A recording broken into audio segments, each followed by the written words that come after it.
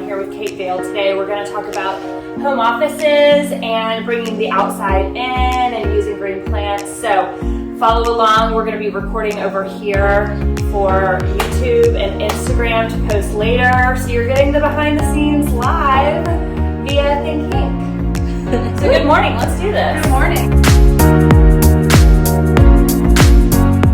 So we're neighbors. I know, such a small world. So yeah, we're both in Queen Village. You know, Henck Design has a showroom in Queen Village. And tell us about your store, where it is. Yeah, so my store is literally a block away from you on Fabric Row in Queen Village, which is a really great new up and coming space in Philly. So if you haven't been there, you need to come by. I call it like the little Philly garment district because it's cute. Yes. It's like fabric for interior designers and people who want to do reupholstery, and then it's like fabric for people who are in fashion and like want to make cool masks. There was a lot of that during COVID. So, and don't worry, we're all fully vaccinated here. Fully vaccinated. So really happy to be able to do something face to face in life. Yeah. So yeah, that's pretty much it. And our store is called the Magical Woodsman, and we're an urban garden and home store. So we solve the issues that urban homes and gardens have. Lack of light, lack of space, and then also just a very affordable pricing. Yeah, I love that. And then, so this collaboration is all about Henck Design collaborating with PhillyLiving. So tell us your connection to PhillyLiving and how long you've been working with them. Like all entrepreneurs, I do more than one thing. Yeah. Right? Like you. So I'm also a sales agent, and I've been a sales agent for a very long time. I'm considered an oldie but a goodie. I've been in the business more than 18 years. Love it. I know, long time. I've seen Philly change. I guess so, in 20 years. Yes. So it's amazing. So if you're not from Philly, just know it used to be a lot grittier. Yeah. It's amazing. Yeah, Grady's got a name for a reason, right? I know. The It's orange so guy apt. for the flyers. He's my favorite. Yeah, Grady, he's awesome. So, you know, for Henck Design, we've been in business for, I think it'll be 9 years this September. So, you know, I like to claim my 10 years anyway, because you know there's always 2 years to set up before the business goes live. Yeah. But yeah, you know, you and I share kind of a similar industry in that we work with clients. Obviously, I mean, look around. This is one of our projects that we did here in Conshohocken. You know, we help clients kind of get connected with the right product that they need for their home. Furniture, rugs, lighting, paint colors, wallpaper, all that good stuff. So, you know, today we're like in this client's home office, and he wanted it to be like a masculine home office, and he's like a big sports guy. So you can see there's like the Philly poster here, there's some Penn State stuff there, we've got a gallery wall, we've got Phillies, Eagles, and yeah, it's a green wall, it's a little green sofa. So we have a little fun, and you're very on brand for the project, which is great. You know, I love it. And you can see there's like footballs around us, maybe you can see them. So yeah, I mean, talk to me about like your experience with home offices and like challenges, and like, so do you work mostly like Philadelphia? So Philadelphia County. Okay. So we work in a lot of different kinds of homes, but I think if you would say the most simple, easiest one that I work with the most is the row home, right? Yeah. So the 15 by 40 row home, that's the average Yeah, size. we all know like that floor plan because we just do it over and over and over and over again. And then, you know, as interior designers, like getting to like spread out, like, you know, I built my business in the city, and like, don't get me wrong, we love doing city jobs, and I feel like people's sensibility is a little bit more modern and contemporary, which just being like a young millennial, I think that's like fun and cool.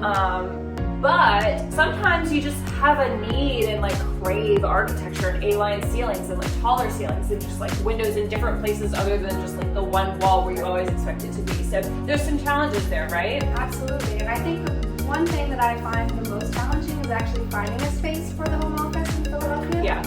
So I think you have to be very creative. I think, you know, as we were discussing before we went on, is that people do it in closets, you know, basements, but there's a lack of light. How do you bring that in? I mean, you gotta figure like at least half of homes in Philadelphia are like 100 years old plus. Oh, I think it's more than half. More, okay. Yeah.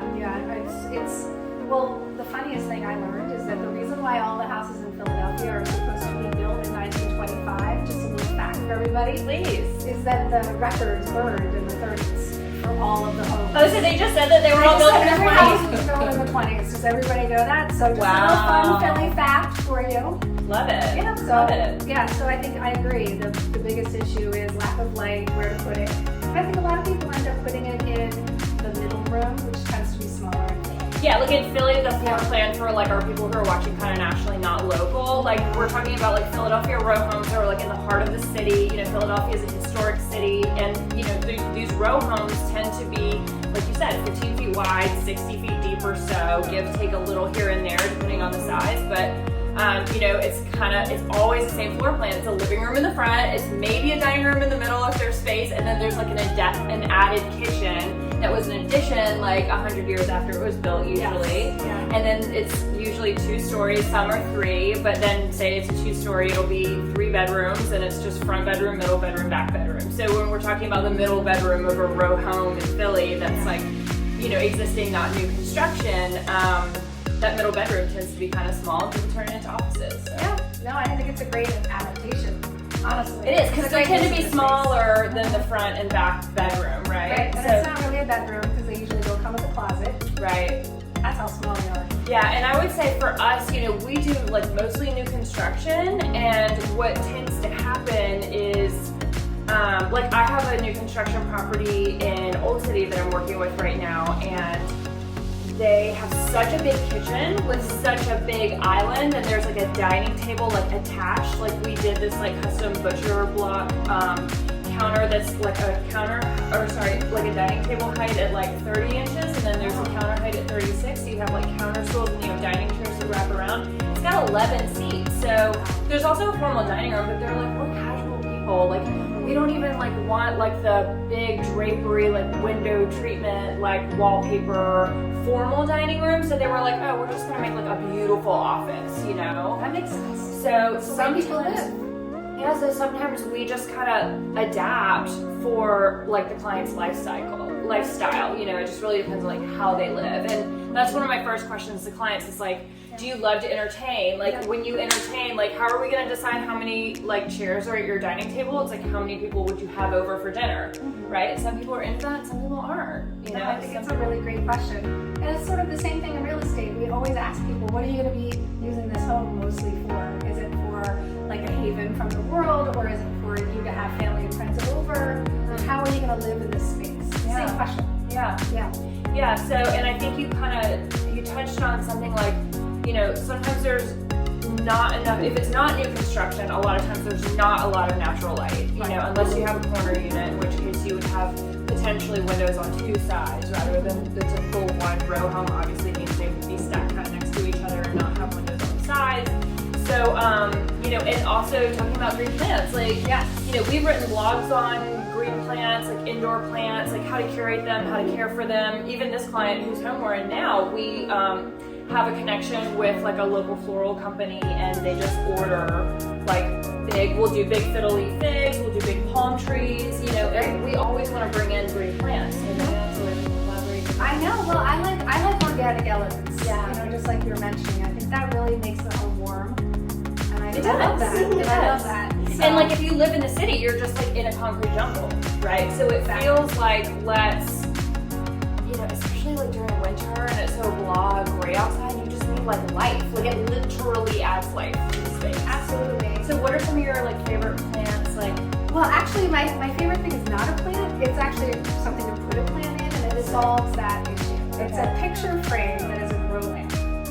oh, sick. So it has So like cool. a little light that comes down and it hangs on the wall. So it's literally a picture frame that has a little ledge that you put the plant on, and it's app controlled. Right? Stop it. Yes, What's this it's so great. called? What's this called? It's called the grow light frame.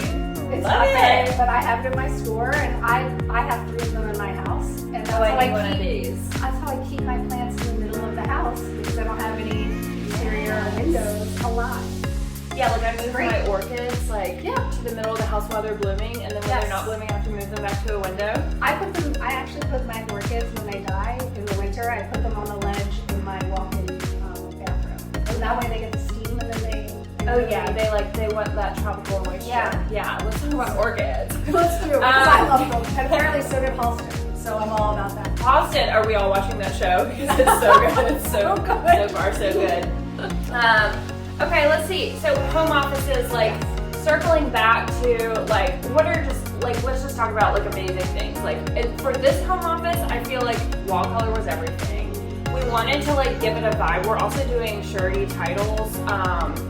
offices right now, if you guys are familiar. I'm sure if you're following Philly Living and you're following along with this, you're probably familiar. They're a popular title company in the area, and we're doing the conference rooms, and they were like, Philadelphians are so into sports, and it's like we need to do like a theme for each room. So we're doing like a burnt orange for like the Flyers, and we're doing like a blue for like the Sixers, and we're doing like a deep, like a good red, guys, not a bad red, but a good deep red for the Phillies, you know, and then we're doing like probably a similar color to this for Eagles. So, you know, it's like you gotta kind of like incorporate like your personality into it, and I feel like home offices are a great opportunity for gallery walls and just fun art, and like if you're wallpaper, good light fixtures. But you know, I'm just like all about the dark colors, especially in a masculine home office. I feel like female and male home offices like can be very different, but then like sometimes people are sharing home offices, especially during COVID, right? You're like stuck in the house,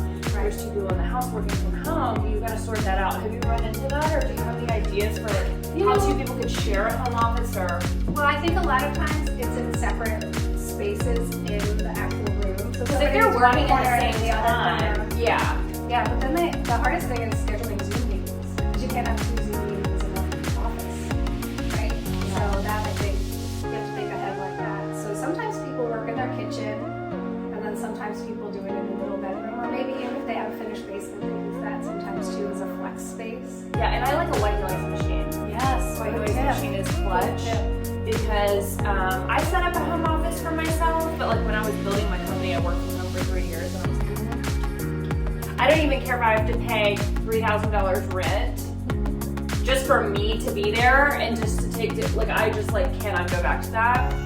That's a me problem. But so when I did like really have to work from home, I just like could not put myself in a little room and close the door. So I was at the dining room table, and then my fiance's upstairs, and we had a white noise machine running, so our voices weren't echoing up and down the hallway. So that was a good solution for us. That's a great solution. I think that's great. And then, you know, just seeing what works for you guys. Yeah, what did I do? Yeah, acoustics is like everything. I feel like, and you know, you mentioned earlier, sort of off camera, that like people were doing stuff in hallways. Tell us more about that. Well, actually, I have a little hallway desk that my husband built for me, because a lot of the homes in Philadelphia have that little sort of space that's not being used, that is between the back bathroom and the front bedroom, and it's the hallway, it's the stairwell essentially, and there's a little space. It's like a landing. Like a landing. Yeah. So he built me a lovely desk, and then, you know, I have all my printer and my stuff there. The biggest issue again is the noise. Yeah. So I do use the white noise machine, and I just schedule it with the whole family when I'm working. Yeah. Hey guys, mom's gonna be on the call. Yeah, go outside, in the backyard. Not in the winter. But yeah, you know, city living is like economy living. It's like you gotta figure it out. You gotta find your little, you know, area where you can be tucked away. And I think this client has like really enjoyed the space. There's a ton of natural light. Like obviously we did really cool kind of manly rustic furniture, but like also had a little color. And it really showcases his personality. Yeah, and I would say like, you know, for this kind of space with such a big window, you also have like sunlight coming in and heating up the space, you know, so you have to have like good air circulation, and you know, it's just like really any other space, but it's just you really are in the space nonstop, and if you're like not expecting to be here, you really do have to kind of adapt and plan. I think, you know, we've got 2 ring lights set up here for obvious reasons. Like that's big for Zoom. Like we all have to have like good lighting. I don't know if you want to turn around and look at that little lamp on the table. I have one of these in my office, and these are great because you can just, you can get these at Henck Design if you want to come by the store and pick one up. We have them, and they're good. They're on a dimmer, and you can just like, I just pull it up kind of next to me, and it acts as a ring light, but it's not like as bright. But you know, lighting is everything. Like in this like world where we're all on Zoom meetings, and you know, I think like my top like 5 things are like have a good wall color or like a theme, you know, that represents you, like in terms of like color and style. Have good lighting, have like a good desk lamp, have like ring lights or whatever it is to really light up your space or your face, because a lot of times you get on a Zoom call with somebody and they're just like in a dark hole, you know, and it's just like, I like it when they sit really close. house. I mean, you gotta get a feel for it, right? And then I think, yeah, just having like a cute background too, you know? And if you don't have a cute background, just like a solid, simple background. Such a key thing. I had my husband paint our interior stairwell in like a rosy pink. And that is because my skin tone is a rosy pink, so it makes me look a little bit more brighter. Nice. So that is a good situation. So you got very thoughtful paint selections. Yes, yes. I mean, if you have a small space, you can really allow yourself to be really creative with dimensions. Yeah, there's problems to solve, and you also want to be able to like focus. I find that like if you're in a space with really tall ceilings and like, or like say if I'm working in my dining room, you know, and you can see like all the peripherals on the sofa, like need to be fluffed, like is that gonna bother you while you're trying to focus on your Zoom call? Do you know what I mean? So you want to be able to like focus, and like it's good to have a view, but you also don't want to be like so like daydreaming out the window that you like are just not getting work done. So to think through like that kind of stuff. So, you know, I mean, I think for most people it's better to like really, I was saying it drives me nuts, but to be in a room where you can close the door and really just focus and have some natural light coming in, good ventilation, and just like being in a space that like makes you feel kind of yummy and not be like grossed out all the time. Very important. But I'm a designer, so I'm biased. No, I think everybody reacts to the space whether they're cognizant of it or not. Right. So I think it's a really good tip just to create something that really makes you feel comfortable. Yeah. So I want to know kind of like what made you open the store. Like tell me about like the product that you have in there. Yeah. Well, I've already told you about my favorite product. Yeah. I love that. So we decided to open a store because my husband is what we call an urban gardener, right? So he really just loves trees and doesn't think Philadelphia is enough. Agreed. So he just started by taking over half of our street essentially and just guerrilla gardening it, like pots everywhere. I saw that across the street at like Front and Fitzwater the other day. Yeah. I was like, these people have amazing roses. And then I looked across the street and there was like a giant garden of roses, and I was like, I feel like they guerrilla garden that. No, totally. They might have. I don't know, but my husband definitely did. Because they're enjoying it from their view. I can tell you that for sure. Like they look out their window and they see all these roses. And I think it's amazing. This is like. And so I think people really underestimate the value of greenery and flowers to really make a space, especially something so concrete, right? All of our homes are brick, and then there's a concrete sidewalk. So we really have to think about, well, what can soften that space? It's like for our mental health. Like we need and also nature. Support the bees.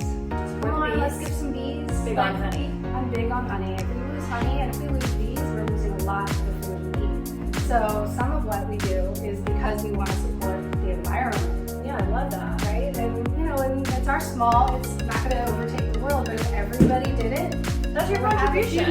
No, I love that. I love that. So that's sort of the reason. So we wanted to, you know, my husband really wanted to teach people and make it accessible to garden. So we have a lot of pottery and a lot of really nice outside pots and very unusual things that would fit in like a little backyard. We have a beautiful white pot that actually has a seat and a pot. So it's like you can put it. So you're like giving people like the tools to problem solve, having like a cute garden in the city, and it's like cute, maybe more handmade, one of a kind, that it's not like a Target special kind of thing, and it feels like it has a little bit more character and like purpose. Definitely has more character. And you're supporting like a local business, so that's great. We like the support because we did it out of a labor of love and passion. Yeah. That we wanted to share with everyone, and the neighborhood and even people from outside of the neighborhood have really loved it. That's amazing. So we're really excited. And you also support small businesses in Philly by selling their products too. Yes. So we do a lot. We're always looking for good makers. So if you're a good local maker and you make something that's sort of botanical or garden or home driven, we're always interested in doing some sort of a consignment. So please reach out. That's so cool. Yeah, I'd love to support other people and help them, right? And part of the other reason I started it is because I really like to mentor people in business and just teach them and help them. And so anybody who works with me knows that I go over the balance sheet with them and I discuss the income sheet, you know, and I help them understand what business really is. That's So amazing. that's the secondary reason. That's my reason too. It's just a giver, you guys. Just really giving. Well, I love it. It's a win-win for everyone. Yeah, I mean, I feel that way about interiors too. It's like you were saying, we don't always know like how much our spaces really affect us, and it's really amazing to see. Like, I do take people outside of their comfort zone, but I also like make a big change in their life. And you know, I've always said like interior design follows fashion, which like I love fashion regardless, but you know, so it's just fun, but it also like changes your life. Like if you're operating at like a 3 and you want to be a 10, and then one way or another you get to a 5, and then you redo your house, like you will naturally be at a 7. Like it just, if you change your house, you change your life, and I really believe that. It's being in flow. It's being in coherent flow. with your brand as a person. Yeah, What makes you it's just supporting. Like we sleep in our homes, we eat in our homes. Like now we've worked in our homes for over a year. So I mean, I think that that's like, you know, it's really interesting that I kind of got lucky enough to be passionate about an industry that just like happened to take off. I feel like HGTV wasn't necessarily like such a thing like 15 years ago. I remember it was like Trading Spaces when I was like coming home from high school, and like we all watched that, and that was like kind of the first of its kind, Yeah, you know? I remember that. But now like HGTV is like such a big thing, and I just feel blessed that like I started my career kind of around like just after the start of the HGTV thing, and now everybody like wants to use an interior designer, and it used to be only very high-end clientele, and now it's kind of like, you know, middle-income people also want to work with designers, and it's just like, I think it's so beneficial to people's lives, and I just believe so strongly that, like, I mean, obviously we like, you know, a platinum client is like a home run for us, so to speak, as I say, like a sports speak home office, but you know, it's really satisfying to help like anyone and everyone with their interior, and I think it's very, very true. And I love the passion. You can hear the passion, right?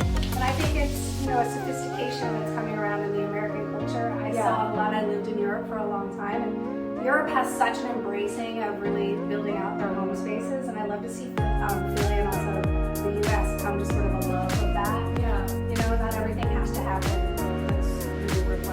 It's like an appreciation for beauty, and one thing that I will say, and then I think we should probably wrap shortly, but I think that one thing like in our industry as interior designers, one thing we've seen a lot of, and you guys will all like totally know what I'm talking about, like the faux fur jackets, the faux fur like throws, the faux fur pillows, like the velvety fabrics that have been around just like in the last 5 years. I feel like it's been kind of this response to like our digital age.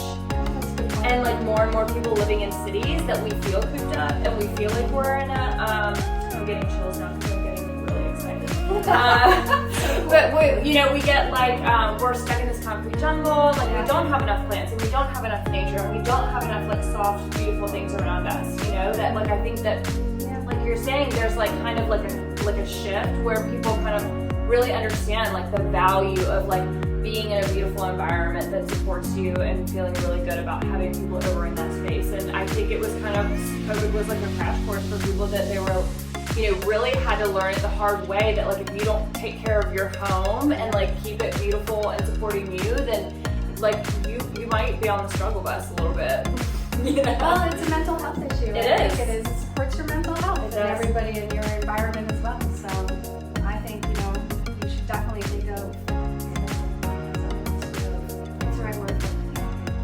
Yeah, it's therapeutic, you know? Like, let's have some aromatherapy, like, what do you call them, diffusers. Let's have some incense, you know? Let's appeal to the senses. It's not just how it looks, it's how it feels, it's how it smells, you know? So all of these things are so important for just life, and, you know, sharing this, like, home business industry. It's really nice to know that you're right down the street from me.